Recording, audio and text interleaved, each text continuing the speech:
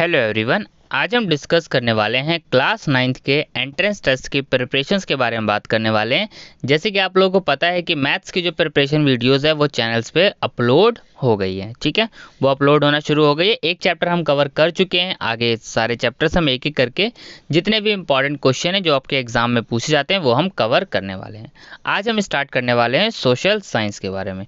कोशिश करी जाएगी कि इसी मंथ तक के जो है आपका सारा प्रिपरेशन जो है करा दी जाए, स्पेशली मैथ्स की, सोशल साइंस की और इंग्लिश की। और साइंस के इंपॉर्टेंट क्वेश्चंस जो होंगे वो सारे मैं आपको सिर्फ क्वेश्चंस करा दूंगा, लेकिन मैं इसमें आपको इसलिए समझा दे रहा हूँ क्योंकि ये एक ऐसा एरिया है जिससे आप इजीली मार्क्स स्कोर कर सकते हैं। ठीक है, तो आज हम डिस्कस करने वाले हैं जो है सोशल साइंस का चैप्टर 1 डिस्कस करने वाले हैं क्लास 9th एंट्रेंस टेस्ट के लिए।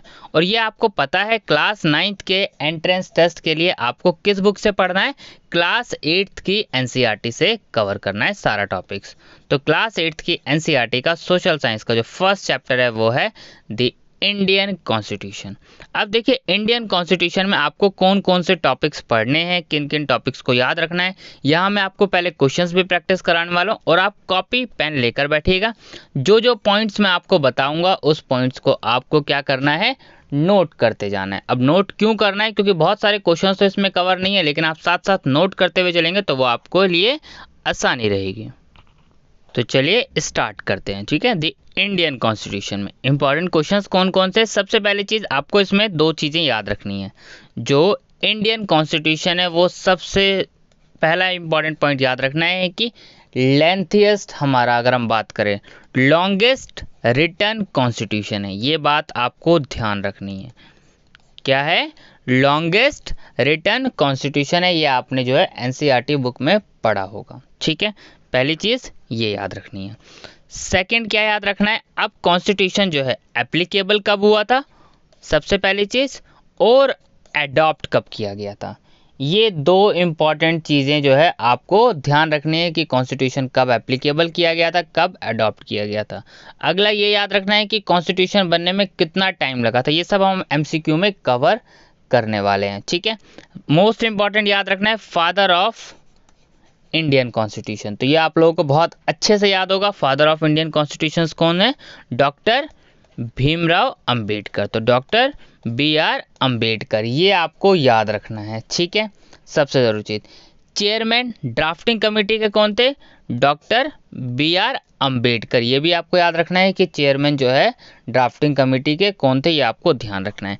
फंडामेंटल राइट्स के बारे में आपको ध्यान रखना है कि फंडामेंटल राइट्स कितने हैं, हमारी फंडामेंटल राइट्स कितने हैं, ये आपको ध्यान रखना है। Fundamental rights total 6 fundamental rights हैं। कितने फंडामेंटल राइट्स हैं? 6 फंडामेंटल राइट्स हैं। ये सबसे ज़्यादा रिपीट होने वाला क्वेश्चन है, पूछ लिया जाता है कि कितने फंडामेंटल राइट हैं।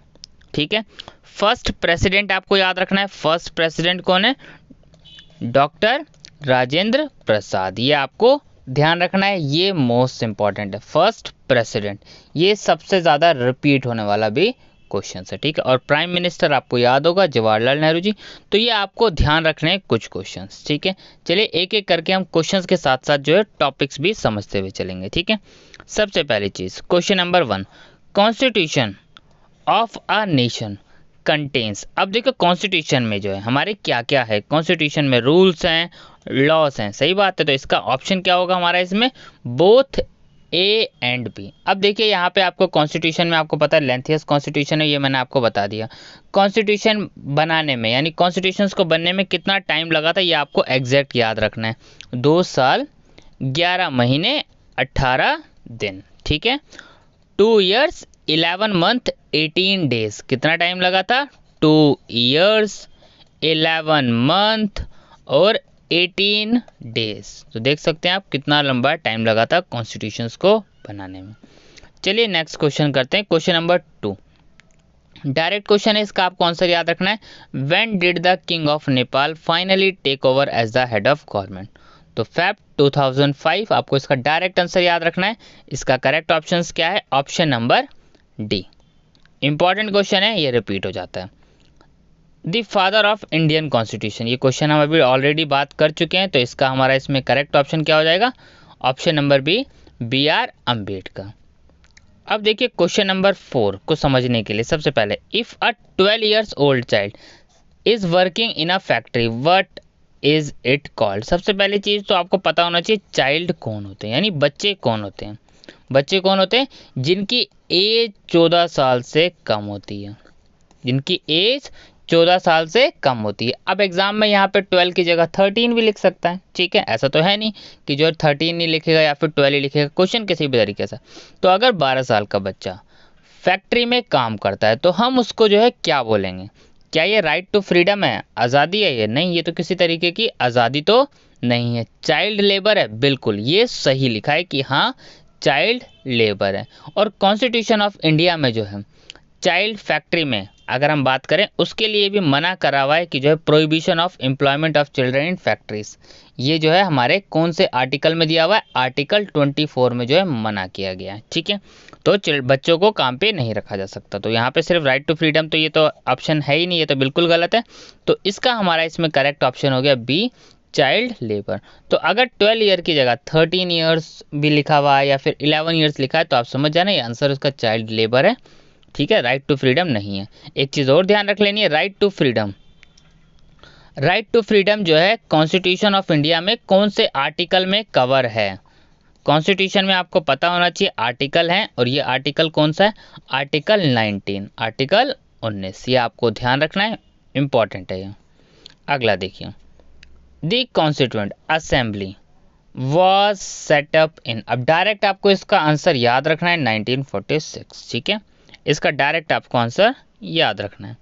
नेक्स्ट क्वेश्चन देखते हैं, क्वेश्चन नंबर 6, सबसे आसान क्वेश्चन और रिपीट होने वाला क्वेश्चन।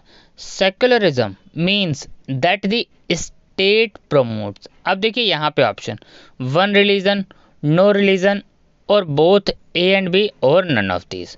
तो देखिए सेक्युलरिज्म का मतलब क्या होता है कि सारे रिलीजन्स क्या हैं? इक्वल हैं। क्या स्टेट किसी रिलीजन्स को प्रमोट कर सकता है? नहीं। तो यहाँ पे अगर हम बात करें तो secularism means that the state promotes no religion. तो स्टेट्स जो है किसी भी रिलीजन्स को प्रमोट नहीं। तो क्वेश्चन नंबर 6 का करेक्ट ऑप्शन क्या हुआ? Option number B. Question number 7, what define the introduction to our constitution. तो क्वेश्चन नंबर 7 का आपको इसका पता है, सबसे आसान क्वेश्चन है, प्रेम्बल। 7 का करेक्ट ऑप्शन है option number A. Question number 8, most important question, Panchayati Raj is the tier of which government? First year, second tier, यानी 2 टीयर, 3 टीयर, 4 टीयर। तो क्वेश्चन नंबर 8 का आपको आंसर याद रखना है 3 टीयर स्ट्रक्चर, ठीक है। तो थर्ड इसका करेक्ट ऑप्शन है, क्वेश्चन नंबर 8 का correct option C. Next question देखते हैं, question number 9, who has a role to play in formation of government under universal adult suffrage. तो अब गवर्नमेंट फॉर्म करने के लिए आपको पता है इलेक्शंस होते हैं, और इलेक्शन में जो वोट देने का राइट होता है वो किसको होता है? जितने भी लोग एडल्ट हैं, यानी जितने भी लोग 18 साल या फिर उससे ऊपर की एज के हैं उनको वोट देने का राइट होता है। अब वही गवर्नमेंट फॉर्म कर सकते हैं। तो इसमें देखिए यहाँ पे क्या लिखा, ऑल एडल्ट इंडियन। तो हमें आंसर तो पहला मिल ही गया, बाकी ऑप्शन भी पढ़ लेते हैं। ओनली मेल्स नहीं, सबको वोट देने का अधिकार है। ऑल चिल्ड्रन, बच्चे वोट नहीं देते हैं। और डी, नन ऑफ दीज, ये तो ऑप्शन हो ही नहीं सकता, तीनों ऑप्शंस गलत हैं, पहला ऑप्शन सही है। चलिए नेक्स्ट क्वेश्चन देखते हैं, question number 10, what refers to independent people in a democratic form of government? Question number 10 direct option है इसका भी, ठीक है। अगला question number 11, what kind of role citizen of India play in electing representative? तो question number 11 का अगर हम बात करें तो डायरेक्ट रोल प्ले करते हैं, ठीक है, क्योंकि इलेक्शंस होते हैं। अगला देख लेते हैं, who was the first prime minister of free India? तो इस पे अभी हम डिस्कस कर चुके हैं, फर्स्ट प्राइम मिनिस्टर, ठीक है, Jawaharlal Nehru ji. Question number 13, in which year the fundamental duties were included in the constitution? याद रखना है, मोस्ट इंपॉर्टेंट क्वेश्चन है ये।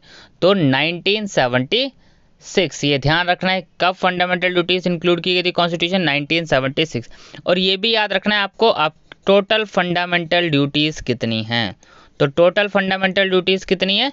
11। कितनी है? 11 फंडामेंटल ड्यूटीज है, ये आपको ध्यान रखना है। पहले 10 थी, उसके बाद जो 11वीं फंडामेंटल ड्यूटीज़ है वो आई थी 86th अमेंडमेंट, जो कि 2002 में हुई थी। कौन सी अमेंडमेंट से आई थी? 86th अमेंडमेंट, जो कि 2002 में गई थी। ठीक है, जिसमें बात की गई थी 6 से 14 साल तक के बच्चों को फ्री और कंपलसरी एजुकेशन देने की बात इसमें की गई है। ठीक है, पूछ सकता है 11th फंडामेंटल ड्यूटी कौन सी अमेंडमेंट से ऐड हुई है, तो 86th अमेंडमेंट याद रखना है। कौन से ईयर में हुई है ये भी आप ध्यान रख सकते हैं, 2002। टोटल फंडामेंटल ड्यूटीज़ कितनी है? हमारे 11 फंडामेंटल ड्यूटीज़ है। अगर फंडामेंटल ड्यूटी से आपसे आर्टिकल पूछा जाए तो इसका आंसर होगा आर्टिकल 51A में फंडामेंटल ड्यूटीज़ जो है लिखी हुई है, ये भी आप ध्यान रख सकते हैं। नेक्स्ट क्वेश्चन देखते हैं। Question number 14, What is the significance of the preamble in the Indian Constitution? क्या सिग्निफिकेंस यानी क्या रोल है? तो यहाँ पे सिंपल सा इसका करेक्ट ऑप्शन है option number C, states the objective of the constitution. तो कॉन्स्टिट्यूशन का क्या ऑब्जेक्टिव है, क्या पर्पस है, ये प्रेम्बल में लिखा हुआ है, डायरेक्ट आंसर है ये। चलिए नेक्स्ट क्वेश्चन देखते हैं। Which court issue the rates, ये आपको ध्यान रखना है। अब देखिए रेट्स, अब आपको इतना नहीं ज़्यादा डिटेल में पढ़ने की ज़रूरत है, आपको इसका डायरेक्ट आंसर याद रख लेना है, सुप्रीम कोर्ट और हाई कोर्ट। अब ज़्यादा डिटेल में मत जाइएगा, इसलिए मैं आपको सारे टॉपिक्स को डिटेल में नहीं बता रहा हूँ, डायरेक्ट मैं आपको कुछ टॉपिक्स के बारे में बता दे रहा हूँ जो आपको पता होना चाहिए। अब जैसे क्वेश्चन नंबर 16 है, what is sovereignty means freedom to govern one self. तो आपको डायरेक्ट याद रख लेना है, 16 का जो करेक्ट ऑप्शन है ऑप्शन नंबर बी इसका करेक्ट ऑप्शन है। Question number 17, what is the name of the kingship और रूल ऑफ अ किंग। तो इसका करेक्ट ऑप्शन है मोनार्की, ये आपको पता ही है। ठीक है, अगला देखें अगर हम question number 18, what do you mean by secular state. तो सेक्युलर स्टेट का मतलब क्या है? तो don't have any official religion.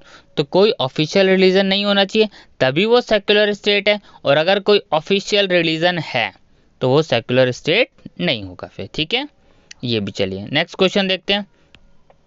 Question number 19, what are the objectives for implementing the fundamental rights according to BR Ambedkar, doctor Bhimrao Ambedkar. तो क्या objective था कि फंडामेंटल राइट्स को इम्प्लीमेंट करने का? ये इसका ऑब्जेक्टिव ये था कि तो ensure every citizen is benefited. ऐसा नहीं है कि फंडामेंटल राइट्स कुछ लोगों के लिए, फंडामेंटल राइट्स सबके लिए हैं जो भी सिटीजन हैं इंडिया के। ठीक है, चलिए question number 20, when did Indian national Congress make the demand, when did Indian national Congress make the demand for a constituent assembly. 20, इसका हमारा जो इसमें करेक्ट ऑप्शन है वो है ऑप्शन नंबर ए 1934। ठीक है, तो ये कुछ इंपॉर्टेंट क्वेश्चंस हैं जो कि इस चैप्टर से आपके पूछे जा सकते हैं, और कौन कौन से क्वेश्चन पूछे जा सकते हैं वो मैंने आपको जो है बोल के बता दिए। तो ये सारे क्वेश्चंस आप जो है कवर कर लीजिएगा अच्छे से। मिलते हैं जो है नेक्स्ट क्लास में। ठीक है, थैंक यू।